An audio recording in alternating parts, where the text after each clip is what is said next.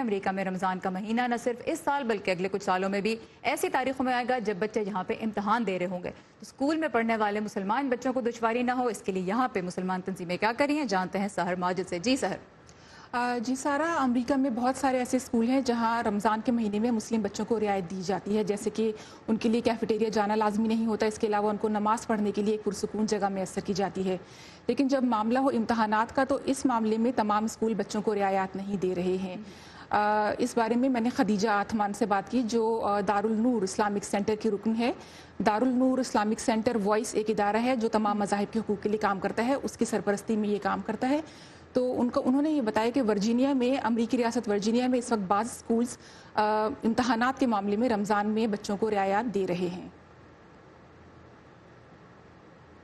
In 2017, Voice Fairfax county سال 2017 میں voice نے ورجینیا کے فیئرفیکس اور پرنس ولیم کاؤنٹیز کے اسکول سے مسلم اور یہودیوں کے خاص مذہبی دنوں پر بچوں کو چھٹی دینے کی درخواست کی تھی.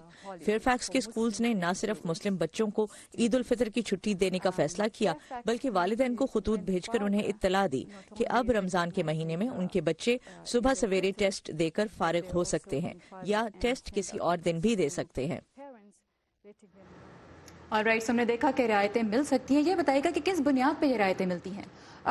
سارا یہاں امریکہ میں فرسٹ امینڈمنٹ یا پہلی ترمیم کی بنیاد پر تمام مذاہب کے لوگوں کو اپنے مذہب کی پیروی کرنے کا پورا حق حاصل ہے، اور اسی بنیاد پر یہاں پر، جیسے کہ میں نے خدیجہ سے بھی بات کی تو انہوں نے بھی یہی بتایا کہ اسی بنیاد پر یہاں کام کرنے والی اسلامی تنظیمیں مسلمانوں کے حقوق کے لیے مطالبہ کر رہی ہیں، اسپیشلی رمضان میں رعایت کے معاملے میں. آلرائٹ، اور اب ایسا وقت بھی آ چکا ہے کہ زیادہ تر جو لوگ ہیں وہ اپنی آواز منظم طریقے سے آگے تک پہنچا رہے ہیں، تو اس وجہ سے بھی ہم دیکھ رہے ہیں تبدیلیاں آ رہی ہیں. Thank you so much Sehar for this information.